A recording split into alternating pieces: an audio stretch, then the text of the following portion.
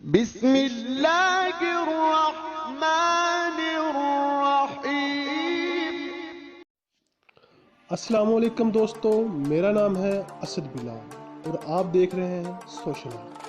جیسا کہ آپ سب میری طرح گھروں میں بند ہیں، سب مارکیٹیں بند ہیں، بچے سکول نہیں جا رہے ہیں، سب تعلیمی ادارے بند ہیں، ہر انسان کرونا وائرس کی وجہ سے پریشان ہے کہ نہ چائنا میں یہ وائرس آتا، نہ خوف بڑھتا اور نہ ہم گھروں میں بیٹھے رہتے۔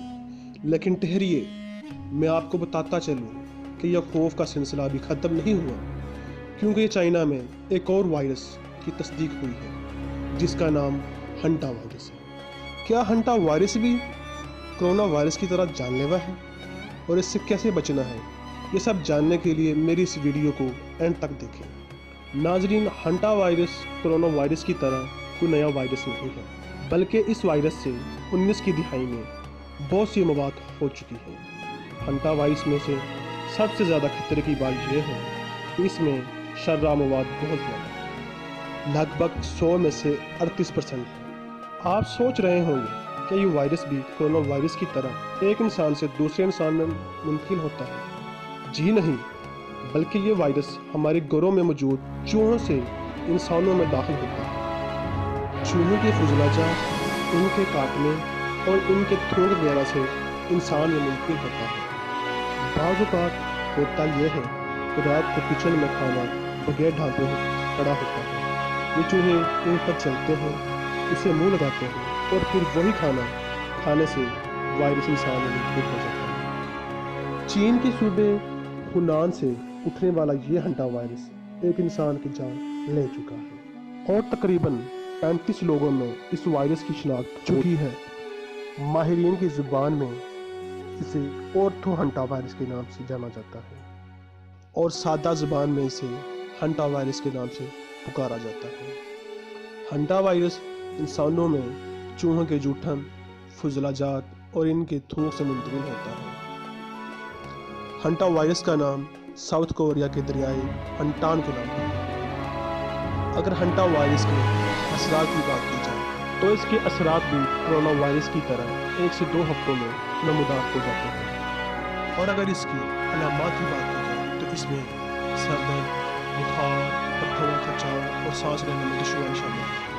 اور اگر یہ علامات نمودار ہو رہی ہیں تو آپ کو ڈاکٹر سے فوری رجوع کرنا چاہیے۔ ہنٹا وائرس انسانی جسم پر کس طرح سے حملہ کرتا ہے؟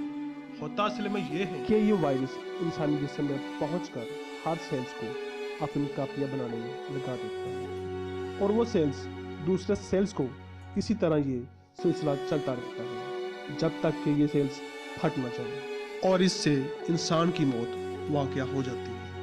اب ہم بات کرتے ہیں اس وائرس کے خطرے کی۔ کیا یہ وائرس بھی کرونا وائرس کی طرح خطرناک ہے؟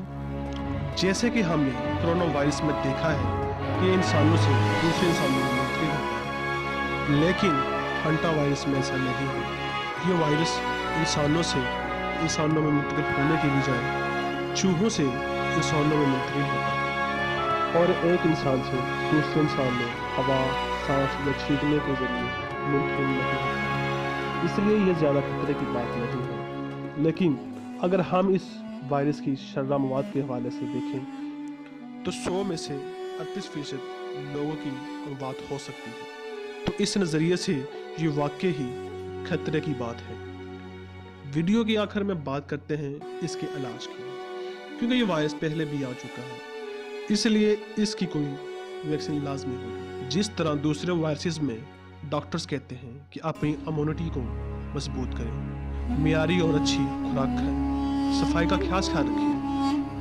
اگر آپ یہ سب کریں گے، آپ نہ صرف اس وائرس سے بلکہ ہر وائرس سے محفوظ رہیں گے۔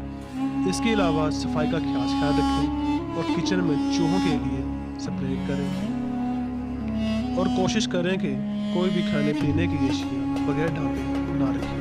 اپنا بہت ہی زیادہ خیال رکھیں۔ آپ سے ملاقات ہو اگلی ویڈیو، اور اگر آپ کو ہماری ویڈیو اچھی لگی ہے تو ہمارے چینل سوشل ہب کو سبسکرائب کریں اور مزید اچھی ویڈیو دیکھنے کے لیے ساتھ ہی لگے بیل آئیکن ضرور دبائیں۔ تب تک کے لیے اللہ حافظ۔